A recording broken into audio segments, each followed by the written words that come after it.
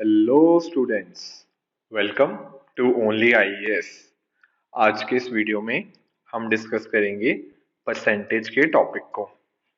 तो इससे पहले कि हम इस टॉपिक को स्टार्ट करें, हम देख लेते हैं इस पर्टिकुलर टॉपिक की कितनी इम्पोर्टेंस है। और वो हमें कब पता चलता है? वो हमें ऐसे पता चलता है कि जब हम देखते हैं कि हर साल उसमें से कितने क्वेश्चंस आ रहे हैं। तो मैं आपको बता दूं कि परसेंटेज में 2021 के पेपर में अराउंड 3 क्वेश्चन आए, 2020 में 2 क्वेश्चन, 2019 में 2 question, and so on so fourth. Similar यही रेंज चल रही है, 2 से 3 क्वेश्चन। तो आप मान सकते हो कि नेक्स्ट आने वाले आपके प्रीलिम्स एग्जाम में भी इतने ही क्वेश्चन अराउंड इतने ही पूछे जाएंगे। ठीक है। और एक चीज मैं आपको साथ साथ में ये भी बता दूं कि ऐसा नहीं है कि अगर मैं 3 क्वेश्चन बोल रहा हूँ 2021 में तो सिर्फ यही 3 क्वेश्चन परसेंटेज से आए थे। एक्चुअली क्या होता है कि जैसे हमारे सी सेट में बहुत सारे टॉपिक्स इंटरलिंक होते हैं, तो जो परसेंटेज का कॉन्सेप्ट है वो आपका बहुत सारे और टॉपिक्स में भी यूज हो जाता है। जैसे कि आप देखो प्रॉफिट एंड लॉस में, उसमें भी परसेंटेज का काफी क्वेश्चंस आते हैं जो इसी को बेस मान के ही आगे आप उन पे बिल्ड करते हो। तो आप ऐसा समझ सकते हो कि परसेंटेज टॉपिक्स खुद भी इंपॉर्टेंट है और साथ ही साथ बाकी टॉपिक्स को समझने के लिए, उनको इजी वे में सॉल्व करने के लिए ये टॉपिक आपको बहुत हेल्प करेगा। ठीक है। तो आपको पता लग गया कि ये टॉपिक कितना इंपॉर्टेंट है, आपने देख लिया ये कितने क्वेश्चंस आ रहे हैं। तो चलिए अब इस टॉपिक को बिल्कुल बेसिक से स्टार्ट करते हैं। पहले एक होता है परसेंटेज, दूसरी चीज होती है फ्रैक्शन। ठीक है। तो इन दोनों चीजों में आपको इंटर रिलेशन समझ आना चाहिए कि परसेंटेज को अगर हमें दी हो उसको हम फ्रैक्शन में कैसे कन्वर्ट करें, और फ्रैक्शन दी हो तो उसको परसेंटेज में कैसे हम कन्वर्ट करें। तो मान लो जैसे जैसे हम लोग कई बार डिस्कस करते रहते हैं कि मान लो कि एक ग्लास है कोई, तो ग्लास मान लो 3/4 पानी से भरा हुआ है। और मैं आपसे पूछूं ये कितने परसेंट भरा हुआ है ग्लास, तो आप कैसे देखोगे कि 3/4? अच्छा, हमें पता है कि 3/4 ग्लास पानी से भरा हुआ है, परसेंटेज में बताना है, तो कैसे करोगे? तो इसके लिए हम क्या करते हैं, हमने सिंपली इसको 100 से मल्टीप्लाई कर देना है, वो आ जाएगा हमारा परसेंटेज में। तो ये क्या बन जाएगा? ये बन जाएगा 300/4 इज इक्वल टू 75%। समझ आया कि अगर किसी फ्रैक्शन को हमने परसेंटेज में कन्वर्ट करना है तो सिंपली उस नंबर को हम 100 से मल्टीप्लाई कर देंगे, और जो भी नंबर आएगा वो हमारा परसेंटेज में नंबर आ जाएगा। इसी तरीके से मान लो कि आप पेपर देने जाते हो और उस पेपर में आपने, उस एग्जाम में आपने 80% मार्क्स स्कोर किए। ठीक है। और मैं आपसे पूछूं कि आपके फ्रैक्शन में मार्क्स कितने होंगे, तो उसको कैसे करोगे? उसको सिंपली, जब हमने फ्रैक्शन को परसेंटेज में कन्वर्ट किया था तो 100 से मल्टीप्लाई किया था। अब जब हम परसेंटेज को फ्रैक्शन में कन्वर्ट कर रहे हैं तो हम क्या करेंगे? हम 100 से सिंपली डिवाइड कर देंगे। तो क्या बन जाएगा? ये 20 से डिवाइड करो, ये आ गया 4/5। बहुत ही सिंपल चीज है, अभी तक कुछ नहीं किया, बस हमने देखा है कि परसेंटेज और फ्रैक्शन आपस में किस तरह से रिलेटेड है। ठीक है, आगे चलें। ओके, आगे एक और बेसिक फॉर्मूला ही समझ लेते हैं, वो है परसेंटेज चेंज का। जैसे मान लो कि आपने एक एग्जाम दिया, उस एग्जाम में आपके पहले एग्जाम में आए आपके 50 मार्क्स। ठीक है। आप दोबारा एक मॉक टेस्ट और देते हो, मान लो इस बार आपका स्कोर इम्प्रूव हो जाता है और दूसरे मॉक टेस्ट में आपके मार्क्स आते हैं 60 मार्क्स। ठीक है। अब मैं आपसे पूछूं कि आपने कितना परसेंटेज, और ये टोटल मार्क्स मान लो कि 100 मार्क्स में से का पेपर था, उसमें आपने पहले मॉक में 150 मार्क्स स्कोर किए, दूसरे में 60। अब चेंज कितना, आपके कितना परसेंटेज चेंज हुआ आप इसमें से, तो वो कैसे बताओगे? उसके लिए हमारे पास फॉर्मूला होता है परसेंटेज चेंज का। वो क्या है? Final minus initial divide by initial into 100। तो फाइनल माइनस इनिशियल, पहले ये निकालना है, divide by initial multiplied by 100। ये सिंपल फॉर्मूला है इस चीज को निकालने का। तो हम आइए इस जो मैंने एग्जांपल दिया था उसमें अप्लाई करके देख लेते हैं कि क्या आंसर आता है। क्या बनेगा फिर ये 60, एफ एफ क्या फाइनल वैल्यू क्या है हमारी 60, इनिशियल वैल्यू क्या थी 50, तो 60 माइनस 50 डिवाइड बाई इनिशियल। यहाँ बहुत इंपॉर्टेंट चीज है, हम इनिशियल क्यों ले रहे हैं, इनिशियल इसलिए ले रहे हैं क्योंकि हमें उसके कॉन्टेक्स्ट में देखना है कि कितना बड़ा है, कि जो हमारा फाइनल नंबर आया है वो स्टार्टिंग से जो इनिशियल नंबर था उससे कितना ज्यादा चेंज हुआ है, इसलिए डिनोमिनेटर में हम हमेशा इनिशियल को ही लेते हैं। इसी तरह का कॉन्सेप्ट मैं आपसे तब भी डिस्कस करूंगा जब हम प्रॉफिट एंड लॉस डिस्कस करेंगे, तो तब आपको दिखेगा कि प्रॉफिट एंड लॉस और कुछ नहीं, एक्चुअल में वो परसेंटेज की ही एप्लीकेशन है। ठीक है, बट फिलहाल के लिए हम इतना ही याद रखते हैं कि जब भी हमें परसेंटेज चेंज निकालना होता है हम डिफरेंस निकाल लेते हैं फाइनल माइनस इनिशियल करके, और उसको इनिशियल वैल्यू से डिवाइड कर देते हैं। इस केस में इनिशियल वैल्यू क्या थी, इनिशियल वैल्यू थी 50 मल्टीप्लाइड बाय 100, तो ये क्या बन गया 10/50 इंटू 100, ये क्या बन जाएगा, ये बन जाएगा 20%। ठीक है, परसेंटेज रेंज समझ आ गया। ठीक है, एक क्वेश्चन देख लेते हैं इसी चीज पे बेस्ड। अब मैं चाहता हूं कि आप इस क्वेश्चन को सॉल्व करो, बहुत ही इजी क्वेश्चन है ये। ठीक है, तो इस क्वेश्चन में भी वही चीज पूछी हुई है कि परसेंटेज चेंज कितना था, पहले वैभव का वेट 50 केजी था, आज उसका वेट 65 केजी है। तो कैसे करेंगे, simply final minus initial divide by initial multiply by 100, तो क्या बन जाएगा, फाइनल क्या है 65 माइनस इनिशियल, इनिशियल क्या है 50 डिवाइड बाय इनिशियल, इनिशियल कितना था 50 मल्टीप्लाइड बाय 100, तो ये कितना बन जाएगा, ये बन जाएगा 30%। आंसर हो जाएगा सी 30%। ठीक है, तो कुछ कॉमन परसेंटेजेस भी हम देख लेते हैं। एक्चुअली मैं नहीं कह रहा कि आप सारी की सारी परसेंटेज याद करो, पर अगर आपको कुछ बेसिक परसेंटेज पता होंगी, थोड़ा आइडिया रहेगा, तो क्विकली क्वेश्चन को सॉल्व करने में आपकी हेल्प हो जाएगी।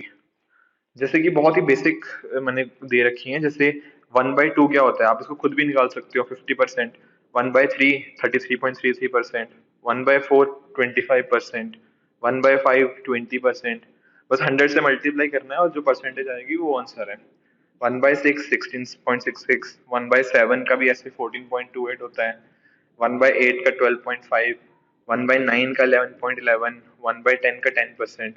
एटलीस्ट इतना तो मैं आपसे एक्सपेक्ट करूंगी, यहाँ तक तो आपको बहुत इजीली पता होगा, क्योंकि इसमें निकालने में भी मुश्किल नहीं होती, बट अगर थोड़ा थोड़ा सा आपको आइडिया रहेगा तो बेटर रहेगा। इनफैक्ट कई बार क्या होता है कि बहुत सारे स्टूडेंट्स मेरे से पूछते हैं कि सर हम कैलकुलेशन हमारी बहुत वीक है, हम कैसे उसको फास्ट करें। देखो, इसके लिए कोई अलग से टेक्निक आपको करने की जरूरत नहीं है कि हाँ ये ऐसे करेंगे ये वैसे करेंगे, आप अपने अराउंड ही कई बार देख लो। जैसे मैं कई बार क्या करता था कि जैसे कई बार मान लीजिए कि कोई कार आगे जा रही है, उसका नंबर प्लेट मैंने कभी ऐसे, मैं कार में जा रहा हूँ, मैंने नंबर प्लेट उसका देख लिया सामने, तो मैं वहीं पे उस पे मल्टीप्लाई ऐड करने लग गया था कि अच्छा इन नंबर को मैं मल्टीप्लाई करूंगा तो क्या आंसर आएगा। अगर कोई भी लेट्स से कि 6834 है कार का नंबर, तो मैं देख लेता था अच्छा 68 जो है वो 34 का कितने परसेंट बड़ा है। तो ऐसे आप अपने अराउंड अगर आप चीजें देखोगे ना, नंबर्स को आप देखोगे, नंबर से अगर आपको प्यार होने लगेगा, तभी आपको सी सेट में और अच्छे से आप क्वेश्चंस को सॉल्व करना चाहो लगोगे। मैं नहीं कह रहा कि आप ऐसे ये सारे के सारे परसेंटेज को बैठ के रटने लगो रात भर की, हाँ 1/13 इतना होता है, 7 पॉइंट ये होता है वो होता है, इतना करने की जरूरत नहीं है।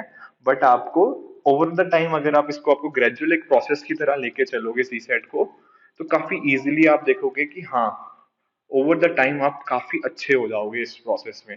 तो मैथ्स आपके अराउंड ही है, सी सेट जो भी है वो सब कुछ आपके अराउंड ही हो रहा है। प्रॉफिट एंड लॉस ऐसा नहीं है कि अलग से कहीं से स्टेटमेंट बना दिया, वो आपकी डेली लाइफ में ही हो रहा है। ठीक है ना, ऐसी टाइम स्पीड डिस्टेंस का भी आप देख लो, उसमें भी तो यही है कि एक चीज यहाँ से वहां जा रही है, वो कितनी स्पीड से जाएगी कि इतने डिस्टेंस में कवर हो जाए। परसेंटेज में भी यही चीज चल रही है।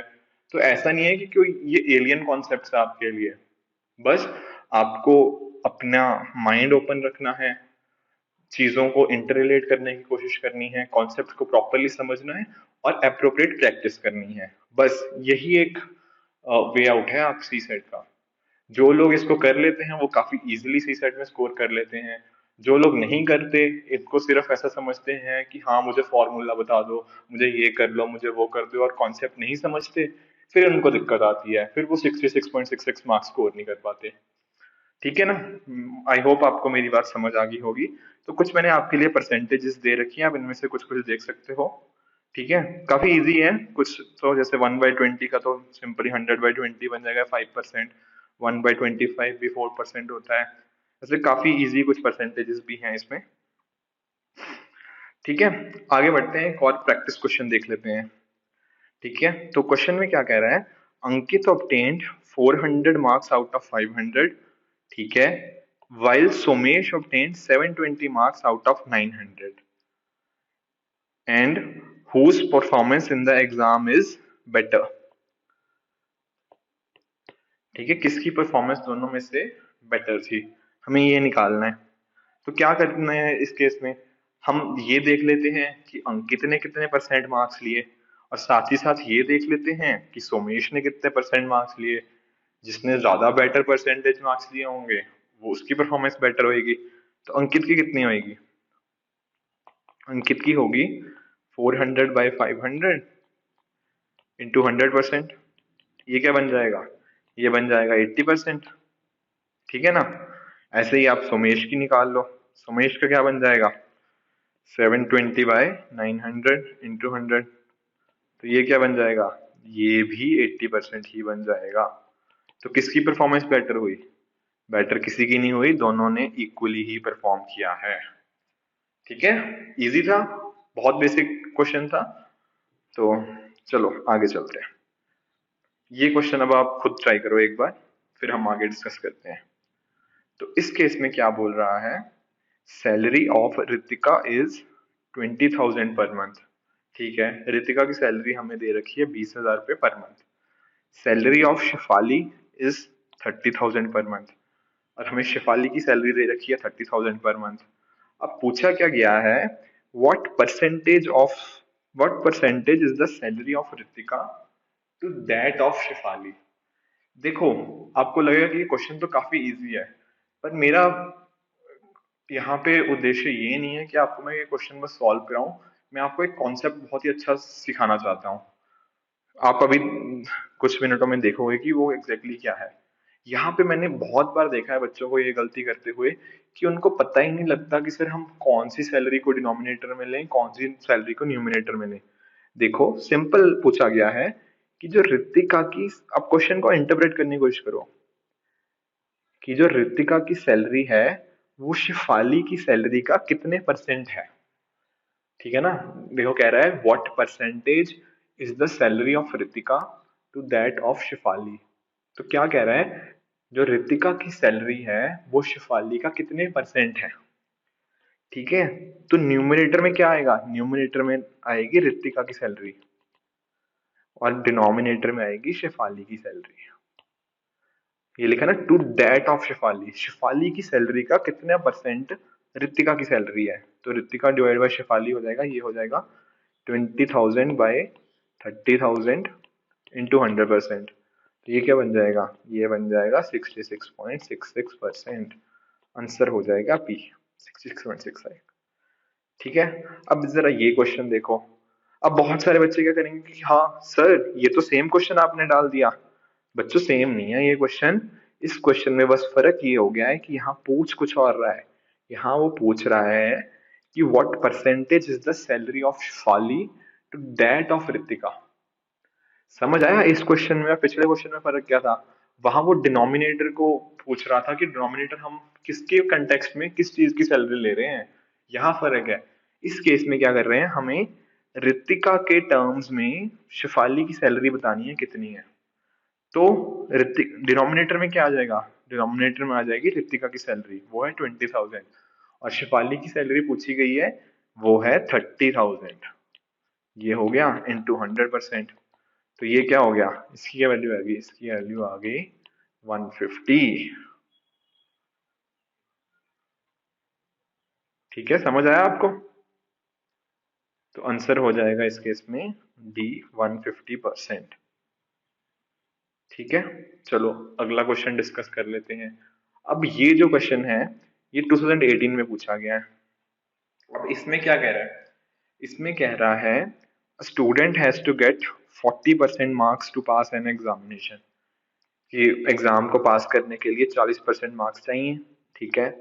सपोज ही गेट्स 30 मार्क्स, उसके मार्क्स कितने आए, उसके मार्क्स आए 30, and he fails by 30 marks, then what are the maximum marks in the exam. अब देखो, उसके मार्क्स आए 30 और वो फेल कितने मार्क्स से हुआ, वो हुआ 30 मार्क्स से ही फेल हुआ। तो इसका क्या मतलब हुआ, तो पासिंग मार्क्स मतलब क्या होने चाहिए थे, पासिंग मार्क्स जो होंगे वो होंगे, एक तो उसके खुद के मार्क्स 30 और वो 30 ही मार्क्स से फेल हो गया, तो 30 मार्क्स मैं ऐड कर देता हूँ, यानी कि अगर उसके 60 मार्क्स आए होते तो वो पास हो गया होता। समझ आया, वो उसके 30 मार्क्स आए और 30 मार्क्स जो थे उससे वो फेल हो गया। मतलब क्या है कि अगर 30 मार्क्स उसके और आगे होते तो वो पास हो जाता, ठीक है ना। तो मतलब पासिंग मार्क्स क्या बने, पासिंग मार्क्स बने 30 जो उसने मार्क्स लेकर आया अभी, और 30 जो अगर एक्स्ट्रा मार्क्स उसके आगे होते तो वो पास हो गया होता, ठीक है ना। तो ये हो गया 60 मार्क्स, और ये 60 मार्क्स किसके इक्वलेंट है, ये है 40% के इक्वल। क्यों, क्योंकि स्टेटमेंट में लिखा है कि 40% मार्क्स चाहिए हैं पास होने के लिए, जो 40% मार्क्स हैं वो 60 के इक्वलेंट है। तो हम 100% निकाल लेते हैं, कितने हैं, बस यूनिटरी मेथड निकालना है, 60/140 इंटू 100, ये क्या बन जाएगा, ये बन जाएगा 150%।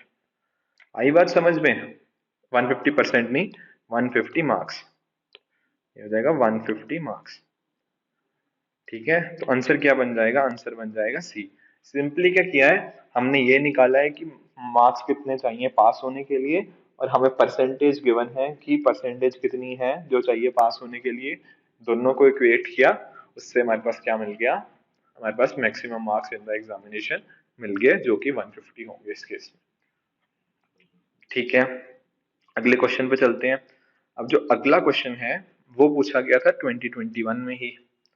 इसमें क्या कह रहा है, इसमें पूछ रहा है कि if the price of an article is decreased by 20%, ठीक है, and the new price is increased by 25%, then what is the net change in the price. तो थोड़ा समझने की कोशिश करो कि किसी एक चीज का प्राइस जो भी था उसको पहले 20% कम किया, फिर जो नया प्राइस बना उसको 25% बढ़ा दिया, तो वो पूछ रहा है कि नया प्राइस क्या हुआ।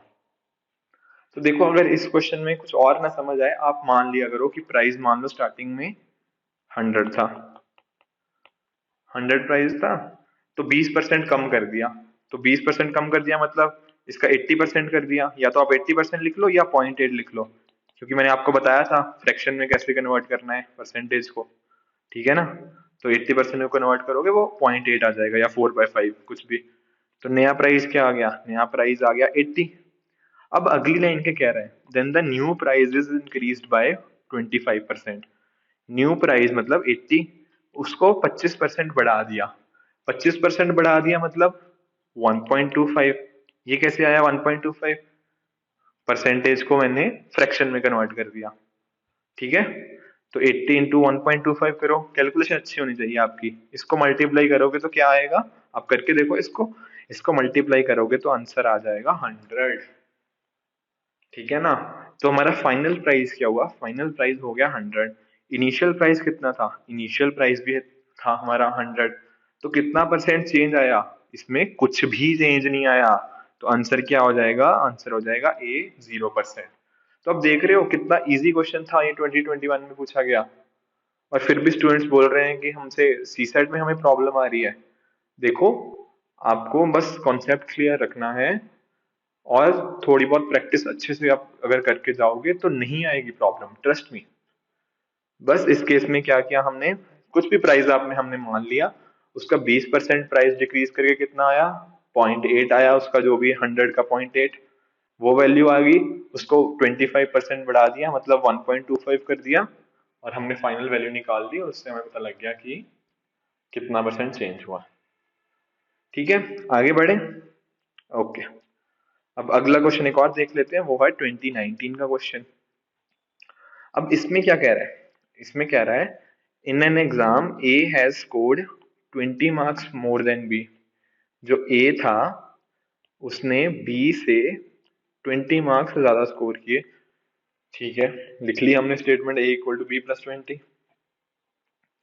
और दूसरी स्टेटमेंट में क्या कह रहा है, if B has scored 5% marks less than A. जो बी ने 5% मार्क्स हैं वो ए से कम स्कोर किए हैं। तो पूछ क्या रहा है, how much has B scored. तो दूसरी स्टेटमेंट हम बनाने की कोशिश करते हैं। तो बी के जो मार्क्स हैं वो 100% -5% ऑफ ए है। ये मैंने कैसे लिखा, ये मैंने लिखा कि बी ने, ये जो दूसरी लाइन है, 5% मार्क्स ए से कम स्कोर किए हैं, तो इसलिए वो 5% मैंने उसमें से माइनस कर दिया। या इसको आप सिंपली ऐसे भी लिख सकते हो, ये बन जाएगा b इक्वल टू 0.95a।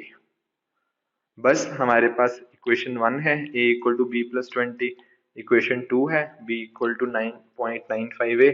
बस अब इसको पुट कर देना है। अब आप b की वैल्यू यहाँ पुट करो, ये क्या बन जाएगा, a equal to 0.95a plus 20। अब इधर ले जाओ, 0.05a इज इक्वल टू 20, 5/100 बन गया, ये इज इक्वल टू 20। ये 20 है यहाँ पे, ठीक है, कैंसिल किया, a की वैल्यू आ गई 400। अब हमसे पूछा क्या गया है, हमसे पूछा है b ने कितना स्कोर किया। तो b को यहाँ से निकाल लो, यहाँ डाला 400 is equal to a plus 20, sorry b plus 20। b की वैल्यू क्या आ जाएगी, b की वैल्यू आ जाएगी 400 minus 20 is equal to 380। Answer बन जाएगा हमारा ऑप्शन बी। समझ आया, हमने पहली इक्वेशन से लिखा a और b का relation, a equal to B plus 20, और दूसरी इक्वेशन से हमें पता लगा कि b के जो मार्क्स है वो 5% कम है a से। तो मतलब b is equal to 0.95 into A. बस इस b की वैल्यू हम a में डाल देंगे और इक्वेशन को सॉल्व करेंगे, हमारे पास आंसर आ जाएगा। देखो ये था, इक्वेशंस के थ्रू आप इसको सॉल्व कर सकते हो। इसके साथ ही साथ आप लोग इसको ऑप्शंस की मदद से भी कोशिश कर सकते हो सॉल्व करने की। जैसे कि मान लो कि आप ऑप्शन ए से स्टार्ट करते हो कि बी के मार्क्स मान लो 360 आप अज्यूम कर लेते हो, तो उस केस में ए के मार्क्स क्या आ जाएंगे, ए के मार्क्स आ जाएंगे 380। फिर आप चेक करो कि अच्छा और जो सेकंड स्टेटमेंट है वो यहाँ पे ट्रू है क्या। तो अगर आप देखोगे कि क्या 380 इंटू 0.95 करने पे क्या 360 आएगा, वो नहीं आएगा, वो कुछ और वैल्यू आएगी। तो ऑप्शन ए हमारा आंसर नहीं होगा। इसी तरह से आप ऑप्शन बी ट्राई कर लो कि बी की वैल्यू 380 है, ए की वैल्यू क्या हो जाएगी प्लस 20, वो हो जाएगा 400। तो अब आप चेक करो कि क्या 400 को अगर मैं 0.95 से मल्टीप्लाई करता हूँ क्या वो 380 आता है। ये करो, आप ट्राई करो, ये बिल्कुल आता है। तो इसलिए हमारा आंसर हो जाएगा ऑप्शन नंबर बी 380। जो भी आपको वैल्यू, जो भी आपको मेथड अच्छा लगता है आप उस तरह से इसको सॉल्व कर सकते हो। आप चाहते हो कि इसको सॉल्व करना इक्वेशंस की फॉर्म में a is equal to B plus 20 करके और दूसरी इक्वेशन को फर्स्ट में पुट करना, वैसे कर लो। नहीं है, आपको ऑप्शंस के थ्रू जाना है, तो आप ऑप्शंस के थ्रू जाओ। जो भी वैल्यू जहाँ पे दी रखी है उससे b पता लग गया, b से a निकाला और चेक किया क्या वो 0.95a आ रहा है। अगर आ रहा है तो वही आंसर है, अदरवाइज कोई और ऑप्शन है। देखो एक तो इस प्रीवियस ईयर क्वेश्चन करवाने का ये वाला मेरा ये मकसद था कि आपको इस कॉन्सेप्ट से मैं आपको वाकिफ करा दूं। बट इसके साथ साथ एक प्रीवियस ईयर क्वेश्चन की इंपॉर्टेंस पता है क्या है, कि कई बार डिट्टो क्वेश्चन रिपीट हो जाते हैं। बताऊं कैसे, ये देखो, ये वाला क्वेश्चन देखो, ये पूछा गया 2021 में। इस क्वेश्चन को पढ़ो आप जरा। इसमें ये कह रहा है P scored 40 marks more than Q in an exam. If Q scored 10% less marks than P, how much did Q score? अब ये क्वेश्चन था और 2019 का क्वेश्चन है। क्या इसमें कुछ फर्क है, आप मुझे खुद बताओ बस। दोनों में से कुछ भी फर्क है? बस क्या किया उसने, 20 मार्क्स जो थे उसको वहां पर 40 कर दिया, 5% जो कम था उसको 10% कर दिया। बाकी और कुछ भी चेंज नहीं है, बिल्कुल कुछ भी चेंज नहीं है। सारा क्वेश्चन सेम टू सेम उसने वही कॉपी पेस्ट कर दिया, बस वैल्यूज थोड़ी बहुत ऊपर नीचे कर दी। इतना तो देखो करना ही होता है। अब मतलब सारा कुछ थोड़ी ना अब एग्जैक्टली कॉपी पेस्ट तो नहीं करेगा, बट आप देखो कि बस वैल्यूज में ही चेंज आया है। अगर कोई भी इंसान जो 2019 का उसने ये क्वेश्चन देखा होता, तो क्या वो इजीली इस क्वेश्चन को नहीं कर लेता 2021 के पेपर में? बहुत इजीली कर लेता। तो यही फायदा होता है प्रीवियस ईयर क्वेश्चन को सॉल्व करने का। अब आप इस क्वेश्चन को मैं चाहता हूँ खुद ट्राई करो। देखो मैंने आपको बता दिया है, दोनों तरीके आपको समझा दिए हैं कि आप चाहे इक्वेशंस के फॉर्म में या फिर आप ऑप्शंस के थ्रू जाओ, जैसे आपको ठीक लगता है आप वैसे करो। बट ये क्वेश्चन मैं नहीं करवाऊंगा आपको, ये आप खुद करोगे। ठीक है, इजी था। चलो अगले क्वेश्चन पे हम चलते हैं। ठीक है, ये क्वेश्चन देख लेते हैं कि इसमें क्या कह रहा है। इसमें कह रहा है in a group of persons 70% of person are male, 30% are married. Okay, if 2/7 of males are married, what fraction of female is single? देखो अभी ना इसमें बहुत सारे तरीकों से आप सॉल्व कर सकते हो, दो तीन मेथड एटलीस्ट। तो सबसे बेस्ट मैं आपको चीज एक बताऊं, इसमें ना पहले आप अज्यूम कर लिया करो कि लेट्स से 100 लोग हैं, कि लेट्स से हमारे पास टोटल पर्सन जो हैं वो 100 है। ठीक है, फिर हर स्टेप बाय स्टेप आप देखते की कोशिश करना में साथ साथ करने की। अब पहली लाइन क्या कह रही है, 70% ऑफ पर्सन आर मेल, ये 100% है। 70% आर मेल, या इसको मैं मेल लिख लेता हूँ यहाँ पे। मेल कितने हो गए, मेल हो गए हमारे पास 70। तो बाकी जो 30 बच जाएंगे वो क्या होंगे, वो हो जाएंगी फीमेल, है कि नहीं? 70 अगर मेल है तो 30 फीमेल हो जाएंगी। ठीक है, हमने यहाँ तक कर लिया। आगे देख लेते हैं। 30% of person are married. Okay, हम अब और ट्राई कर लेते हैं मैरिड की तरफ देखने का। ये है मैरिड। मैरिड कितने हैं, 30 लोग मैरिड हैं। तो अनमैरिड कितने हो जाएंगे, अनमैरिड हो जाएंगे 70। यहां तक हुआ क्लियर? हमने क्या किया, जो वैल्यू दी थी एक तो वो लिख ली, और साथ ही साथ उसका एग्जैक्ट अपोजिट लिख लिया कि मेल दिए हुए थे 70%, तो 30 लोग क्या हो जाएंगे फीमेल, और 30 मैरिड दिए हुए थे तो 70 अनमैरिड हो जाएंगे। ठीक है, अब आगे बढ़ते हैं। अब आगे क्या कह रहा है, if 2/7 of the males are married. अब इसमें से कह रहा है कि इसमें से 2/7 इसका मैरिड है। तो हम निकाल लेते हैं वो क्या बनेगा, 2/7 इंटू 70। ये कितना बन गया, ये बन गया 20। तो 20 मेल आर मैरिड, राइट? तो वो पूछ रहा है what fraction of female is single. अब देखो, अब बस आपने इसी इसी जो हमने ये बनाया है ना फिगर, बस इसी के थ्रू जाना है। 20 मेल लोग हमने निकाल लिए मैरिड है, और हमें दे कितने रखा है मैरिड, मैरिड कितने दे रखा है, मैरिड है 30।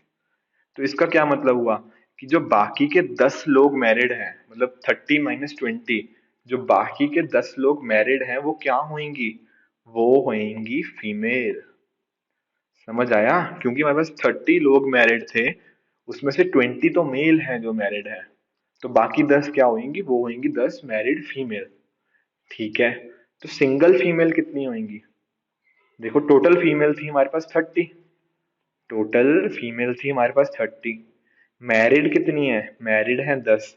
अनमैरिड कितनी हुई, अनमैरिड होंगी 30 - 10, वो बन जाएगी 20 अनमैरिड। आया समझ? 20 अनमैरिड फीमेल। हमसे पूछ क्या रहा है, what fraction of female is single, कितने फ्रैक्शन फीमेल सिंगल हैं। तो कितने फ्रैक्शन है, कितने कितने लोग सिंगल हैं, कितने फीमेल अनमैरिड हैं, वो है 20। और टोटल फीमेल कितनी है, वो है 30। ये क्या बन जाएगा, ये बन जाएगा 2/3। आया समझ? एक बार खुद एक बार एनालाइज करो कि हमने किया क्या। हमने स्टार्टिंग करी यहाँ से 100% से, हमने अज्यूम किया 100 लोग हैं। हमने पहली स्टेटमेंट पढ़ी 70% आर मेल, तो हमने निकाल लिया कि 70 मेल है, 70 लोग मेल है। अब 70 मेल है तो इसका क्या मतलब हुआ कि 30 फीमेल होंगी, हमने 30 फीमेल भी निकाल ली।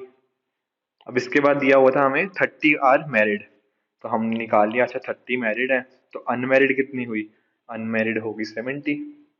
अब इसके बाद अगली स्टेटमेंट हमें दे रखी थी, if 2/7 of male are married. तो हमने निकाल लिया कि हाँ अच्छा हमारे पास 70 मेल थे, तो हमने मेल मैरिड का 2/7 कर दिया, तो इसलिए निकाल लिया 2/7 इंटू 70, वो बन गया 20। तो ये 20 मेल मैरिड है, ठीक है। और हमें पता कितना था कि 30 लोग मैरिड हैं, तो बाकी के 10 क्या हुए, 10 जो लोग मैरिड हैं वो कौन होंगे, वो होंगी फीमेल। तो इससे हमें क्या मिला कि फीमेल में से 10 मैरिड हैं, बाकी कितने हुए, बाकी 20 जो होंगी वो अनमैरिड होंगी। बस यही हमसे पूछा गया था कि फ्रैक्शन बता दो। तो फ्रैक्शन क्या हुआ, 20 bye total number of female. Total number of female थी 30, वो बन गया 2/3। ठीक है, सबको समझ आया? ठीक है। देखो इसका दूसरा एक और तरीके से भी कर सकते हो, आप इसको टेबल की फॉर्म में भी बना के कर सकते हो। वो मेथड भी ठीक है, उसमें भी कोई इशू नहीं है कि मान लो आप टेबल्स की फॉर्म में मेल यहाँ पे लिखो, यहाँ पे फीमेल लिखो, यहाँ मैरिड लिखो, यहाँ अनमैरिड लिखो, और फिर सॉल्व करने की कोशिश करो, उससे भी सेम ही रिजल्ट आएगा। आपके पास मेथड बहुत सारे हो सकते हैं देखो इसको सॉल्व करने के लिए, तो जो भी आपको ठीक लगता है। बट मेरे हिसाब से तो वही सिंपल जो मैंने आपको डायग्राम के फॉर्म में दिखाया वो काफी इजी तरीका है, आप उसको कोशिश करो, उससे हो जाएगा। अब इसी बेस पे एक और 2021 का ही क्वेश्चन देख लेते हैं। सिमिलर क्वेश्चन है बिल्कुल। आप, बस मैं चाहता हूँ कि आप इस पर्टिकुलर कॉन्सेप्ट्स के साथ अच्छे से हो जाओ, अच्छे से तैयार हो जाओ, अगर दोबारा आए तो गलती ना करो। इसलिए मैं एक और क्वेश्चन ये आपके साथ लेकर आया हूँ, तो आप कोशिश करो खुद इसको सॉल्व करने की, नहीं होता है फिर आगे देखना। बट अगर आपको पिछला क्वेश्चन समझ आया है तो आप ये क्वेश्चन कर ले जाओगे। ठीक है, स्टार्ट करते हैं इस क्वेश्चन को। अब इसमें क्या कह रहा है, in a class 60% of student are from India, 50% are girls. तो देखो, आगे बढ़ने से पहले बस सिंपली हम उसी तरीके से डायग्राम ड्रा कर लेते हैं कि हम मान लेते हैं कि 100 स्टूडेंट हैं, ठीक है। 100 स्टूडेंट में से 60% इंडिया से हैं, तो इंडिया के कितने होंगे, इंडिया के हो गए 60। अब इंडिया के अगर 60 हैं तो फॉरेनर कितने हो जाएंगे, फॉरेनर हो जाएंगे 40। ठीक है, यहां तक हमने क्लियर, यहां तक हमने क्लियर। आगे क्या है, 50% ऑफ स्टूडेंट्स आर गर्ल्स, मतलब गर्ल्स कितनी हैं, गर्ल्स हैं 50। अब अगर गर्ल्स 50 हैं तो बॉयज कितने हो जाएंगे, बॉयज हो जाएंगे 50।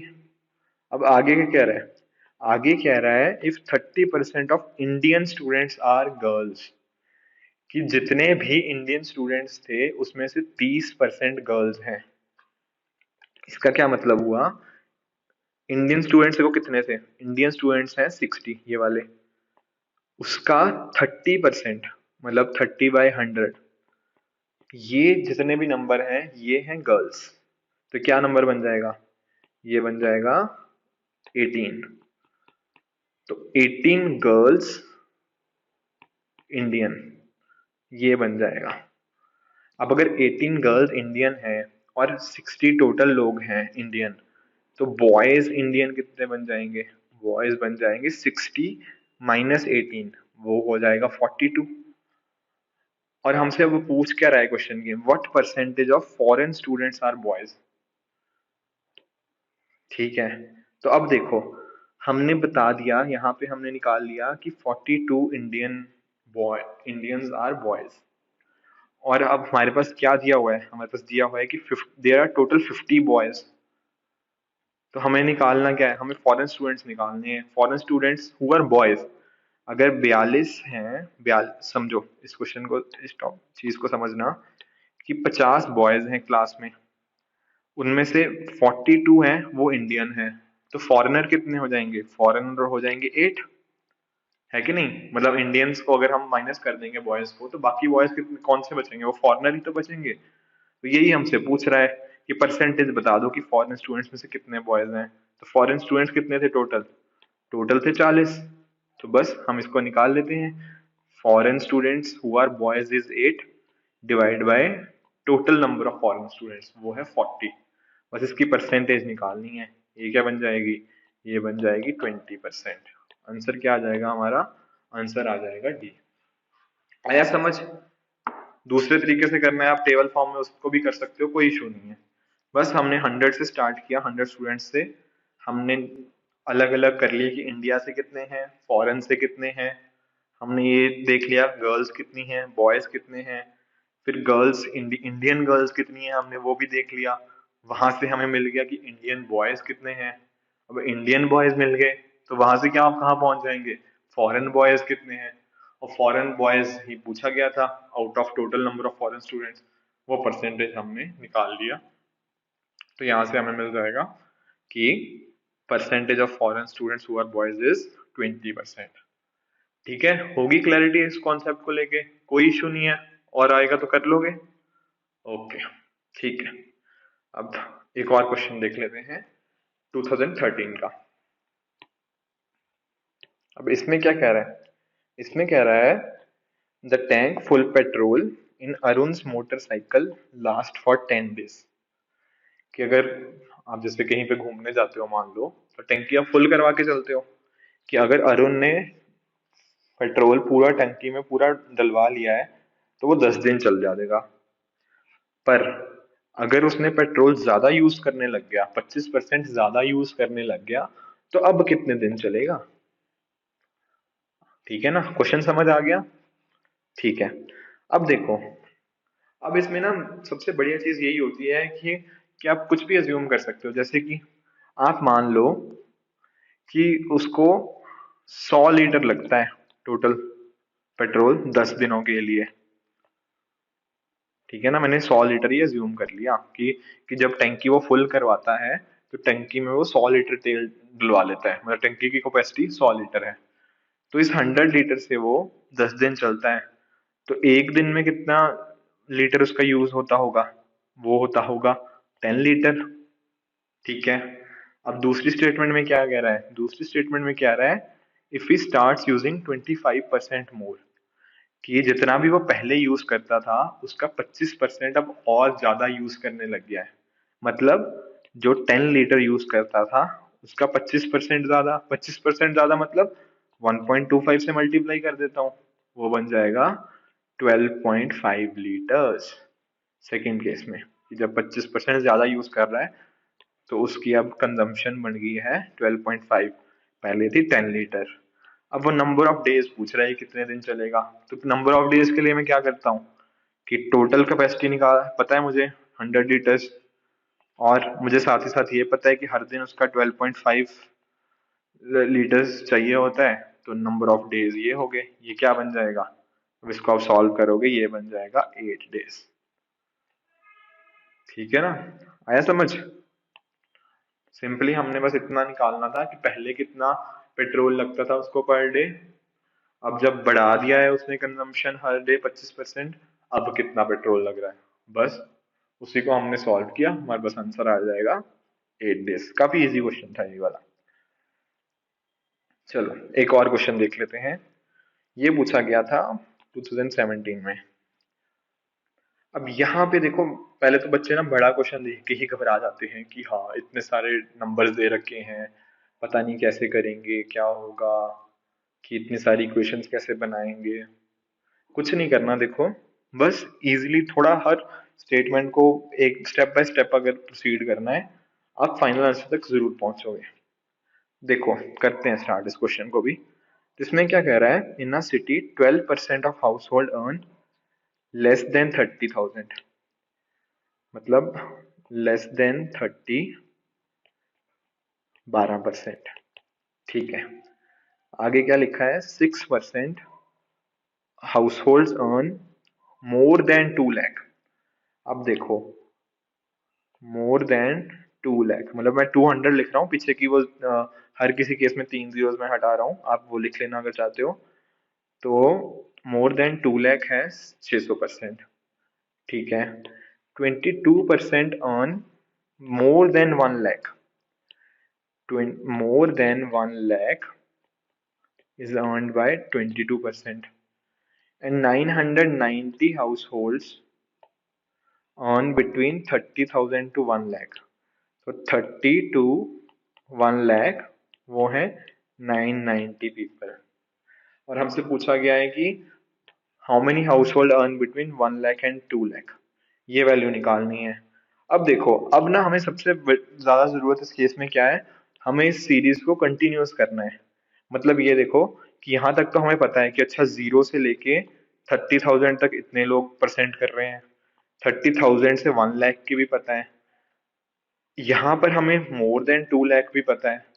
बट हमें यहाँ पे इस वाले केस में ये पता है कि मोर देन 1 लाख कितने हैं, पर 1 लाख से 2 लाख कितने हैं, वो कितने होंगे, वो होंगे, अगर हम जितने लोग मोर देन 1 लाख हैं, जैसे जो कि है 22%, उसमें से वो लोग माइनस कर दें जो लोग 2 लाख से ज्यादा कमाते हैं। देखो इसमें हुआ क्या कि जो जो जो जो लोग 2 लाख से ज्यादा कमाते हैं वो इसके अंदर तो आ ही गए, साथ ही साथ इसके अंदर भी आ गए मोर देन 1 लाख में। समझ आया कि जो लोग 2.5 लाख कमा रहे हैं मान लो, वो लोग मोर देन 2 लाख वाली कैटेगरी में तो आते ही आते हैं, साथ ही साथ मोर देन 1 लाख की कैटेगरी में भी आते हैं। तो इसलिए हमें उनको डबल काउंटिंग की वजह से नंबर बढ़ गया है, हम उसको माइनस करेंगे, तब हमें मिलेगा कि 1 लाख से लेकर 2 लाख तक कमाने वाले लोग कितने हैं।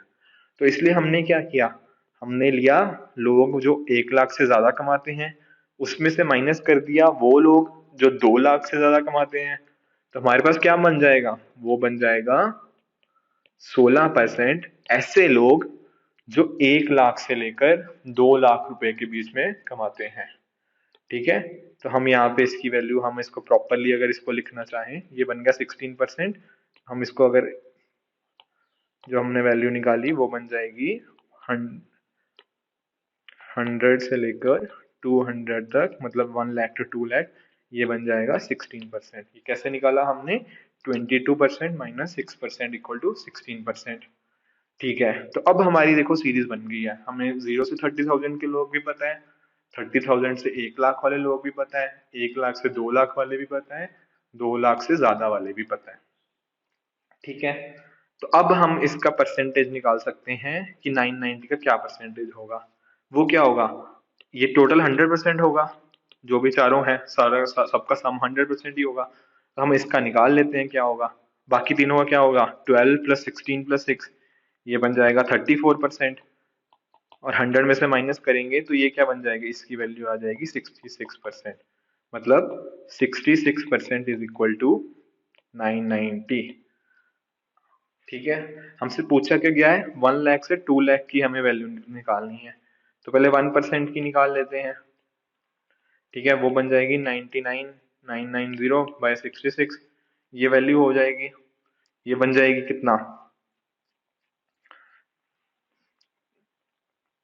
देखो ना 33 से ही डिवाइड कर दो, ये हो जाएगा 30/2, ये बन रही 15%, 15 के इक्वलेंट हो जाएंगी।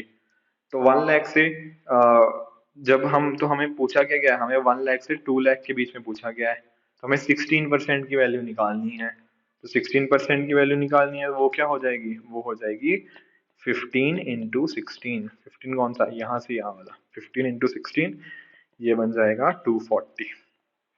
समझ आया, हमने कुछ नहीं किया, हमने सीरीज को एक कंटिन्यूअस फॉर्म में निकाल लिया, सबकी वैल्यूज क्या है, 990 को हमने इक्वेट कर दिया जो भी बाकी परसेंटेज थी, और वहां से हमने फाइनली जो हमसे वैल्यू पूछी गई थी 16% के इक्वलेंट, हमने वो निकाल दी और वो आ गई 240। क्लियर, चले एक दो क्वेश्चन और देख लेते हैं। ठीक है, अब ये देखो, ये क्वेश्चन आया था 2015 में। अब इसमें क्या कह रहा है, इसमें पूछ रहे हैं कि in a test a candidate attempted only 8 questions and secured 50% marks in each of the questions. If he obtained a total of 40% in the test and all questions carried equal marks, how many questions were there in the test? देखो, best चीज हमेशा, जैसे मैं बोलता हूँ कि कोई चीज जब नहीं दे रखी होती है तो बेटर होता है कि हम एज्यूम कर लेते हैं, कि मार्क्स को ही एज्यूम कर लेते हैं। और बेस्ट चीज होती है कि आप उसको 10 या 100 कुछ ऐसे एज्यूम करो, उससे कैलकुलेशन हमारी इजी हो जाती है। जैसे मैं इस केस में मान लेता हूँ कि मार्क्स, हर क्वेश्चन में जो मार्क्स हैं, मान लो वो 10 10 मार्क्स है मैक्सिमम मार्क्स, और स्टूडेंट ने क्या किया, 8 क्वेश्चन अटेम्प्ट किए, ठीक है, और हर क्वेश्चन में उसको 50% मार्क्स मिले। तो 50% मार्क्स मतलब 5 मार्क्स मिले होंगे अगर हमने 10 अज्यूम कर लिया है, और 8 क्वेश्चन अटेम्प्ट किए थे, ठीक है। तो 8 क्वेश्चन अटेम्प्ट किए तो कितने मार्क्स हो गए, 40। तो ये जो 40 मार्क्स उसको मिले हैं, आगे क्या कह रहा है, if you obtain a total of 40% in test. अब जो 40 मार्क्स हैं इज इक्वल टू 40% हुआ, है कि नहीं।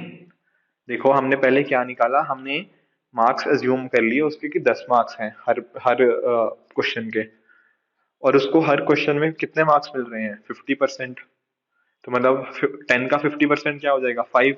और उसने क्वेश्चन अटेम्प्ट कितने किए, उसने क्वेश्चन अटेम्प्ट किए 8। टोटल मार्क्स किसके कितने हो जाएंगे उसके, टोटल मार्क्स उसके हो जाएंगे 40, ठीक है। और क्वेश्चन में हमें दे क्या रखा है कि उसके 40% ही नंबर आए हैं। तो जो 40 मार्क्स हैं इज इक्वल टू 40%।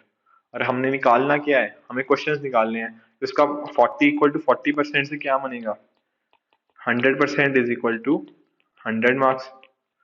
तो बेसिकली इससे क्या पता लगा, 100 इक्वल टू 100 मार्क्स से, कि जो टोटल पेपर था वो 100 मार्क्स का था।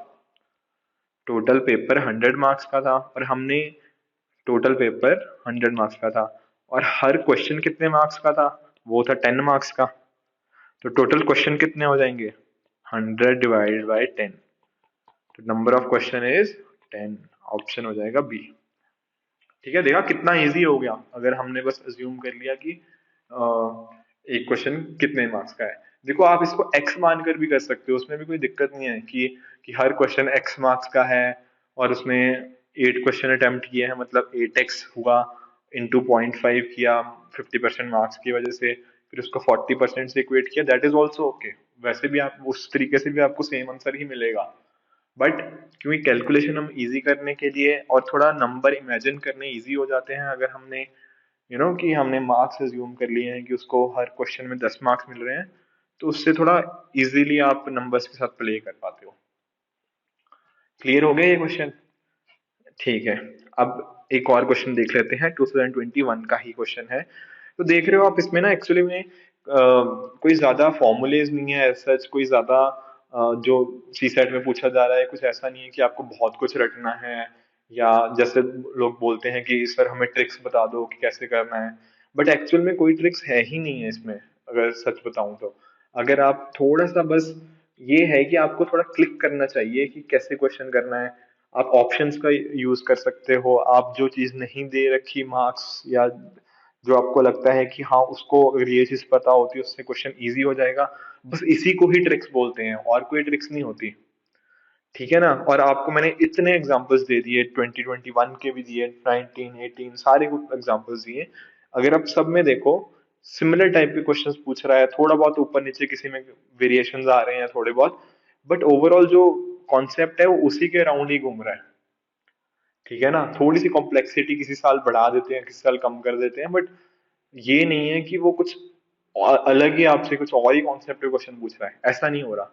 तो आपको अपनी स्ट्रेंथ पे भरोसा रखना है, आपको समझना है क्वेश्चन को, और अकॉर्डिंगली इसको प्रोसीड करना है, ठीक है। तो इस क्वेश्चन को देख लेते हैं, इसमें क्या कह रहा है, स्टूडेंट अपीयर्ड इन 6 पेपर्स, ठीक है, the maximum marks are same for each paper, मतलब जितने भी मार्क्स एक पेपर में जितने भी मार्क्स है वो सेम है, and his marks in these paper are in the proportion 5:6:7:8:9:10, ठीक है।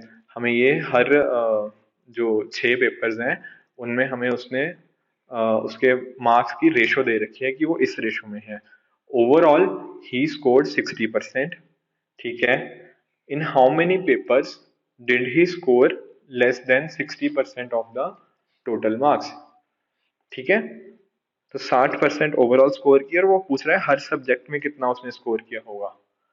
तो देखो इसमें भी वही चीज देखो, जैसे लास्ट क्वेश्चन में भी हम देख रहे थे, हम अज्यूम कर लेते हैं मैक्सिमम मार्क्स को ही।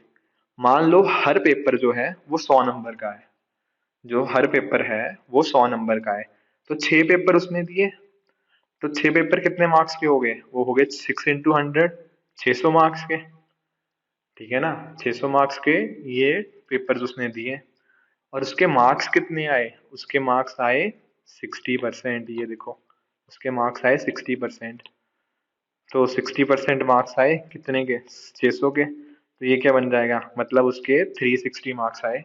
आई होप अब तो ये चीज यहाँ तक इतनी इजीली पहुंच जाते होंगे, बहुत क्वेश्चन किए हैं हमने इस टाइप के। 600 मार्क्स के पेपर दिए, उसमें से 60% मार्क्स आए, तो उसके ऑब्टेन्ड मार्क्स इज 360। ठीक है। अब दूसरी चीज हमें क्या दे रखी है, हमें पेपर्स की प्रोपोर्शन दे रखी है कि पेपर्स में उसके कितने प्रोपोर्शन में उसने स्कोर किया है। ठीक है ना। तो ये जो हमें उसकी रेशो दे रखी है, बस हम उसके सम को इसके साथ इक्वेट कर लेते हैं। तो वो क्या है, 5:6:7:8:9:10 ये दे रखी है।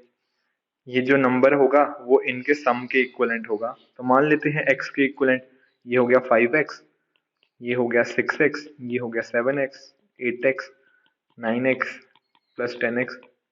क्या बना ये सम बन गया। सम किस चीज का सम है ये है नंबर्स ऑब्टेन्ड बाय हिम। इन सबको ऐड करो, क्या बन जाएगा, ये बन जाएगा 45x। ठीक है। और ये 45x किसके इक्वलेंट होगा, ये होगा 360 के इक्वलेंट। क्यों, क्योंकि हमने क्या इक्वेट कर रहे हैं, हम इक्वेट कर रहे हैं the number of marks obtained by him. हमने निकाल लिया था कि 600 मार्क्स का ओवरऑल पेपर था, उसमें से 60% मार्क्स उसके आए हैं, तो 360 मार्क्स हुए। 360 इक्वल टू 45x। x की वैल्यू निकाल लेते हैं। x क्या हो जाएगा, 360/45। सॉल्व करो इसको, ये बन जाएगा 8। x की वैल्यू हमारे पास क्या आ जाएगी, 8। अब बस ये जो 6 पेपर थे, इसके नंबर निकाल लेंगे, x की वैल्यू यहाँ पुट कर देंगे। तो पेपर 1 में क्या होगा, पेपर 1 में होगा 5 into 8। मतलब इसमें अगर पुट करेंगे 5 into 8, पहले पेपर में मतलब आए 40 मार्क्स। दूसरा क्या होगा 6 into 8, ये होगा 48। थर्ड क्या होगा 7 into 8, ये हो गया 56। फोर्थ में 8 into 8 64। फिफ्थ में 9 into 8 72। टेंथ में 10 into 8 ये हो जाएगा 80। ये मार्क्स उसने ऑब्टेन किए हैं। और हमसे पूछा क्या गया है, हमसे पूछा गया less than 60% of the maximum marks did he score. कितने पेपर में उसने 60% से कम, और हमारे पास मैक्सिमम मार्क्स कितने थे 100। मतलब 60 से 100 का 60% क्या होता है 60। 60 से कितने मार्क्स उसने कितने पेपर में स्कोर किए हैं, 3 पेपरों में। मतलब 60 यहीं आएगा ना, इन इनके बीच में, यहीं पे आएगा ना 60, 56 और 64 के बीच में। तो 60 से कम कितने पेपरों में किया उसने, 3 पेपर में। तो आंसर क्या बन जाएगा, ऑप्शन बी 3 पेपर्स। ठीक है, आ गया समझ। कुछ नहीं किया हमने, उसके मार्क्स निकाले हैं डिफरेंट पेपर्स में, कितने उसके थे ऑब्टेन्ड मार्क्स, दोनों को इक्वेट कर दिया दोनों इक्वेशन से, और फाइनली हम उसके नंबर ऑफ पेपर्स तक पहुंच गए। ठीक है, एक और क्वेश्चन देख लेते हैं। ये क्वेश्चन पूछा गया था 2020 में। अब इसमें क्या कह रहा है, इसमें कह रहा है as a result of 25% hike in the price of rice per KG, a person is able to purchase 6 kg less rice for rupees 1200. What was the original price of the rice per kg? तो देखो, हमारे पास मान लो पहले question थोड़ा समझ लेते हैं कि प्राइस मान लो था x रुपीज पर केजी। फिर जब प्राइस हो गया 1.25x, तो 6 किलो उसने कम खरीद पाया, वो 1200 रुपये में। मतलब कि जो 25% इंक्रीज हुआ था, कि अब जो 25% और पैसे देने पड़ेंगे एक तरीके से उसको, उतने ही केजीज को खरीदने के लिए। तो पहले उसको लग रहे थे 1200। ठीक है, अब कितने पैसे लगेंगे, अब लगेंगे 1200 इंटू 1.25। मतलब ये 25% हाइक हुआ ना, इसलिए हमें 1.25 से मल्टीप्लाई कर दिया। ये क्या बन जाएगा, ये बन जाएगा 1500। अब इसको सॉल्व करना, 12 इंटू 1.25 वो बन जाएगा 1500। मतलब 25% हाइक जब हुआ 1200 के ऊपर, तब उसको 1500 रुपया ही देना पड़ रहा है सेम क्वांटिटी ऑफ राइस खरीदने के लिए।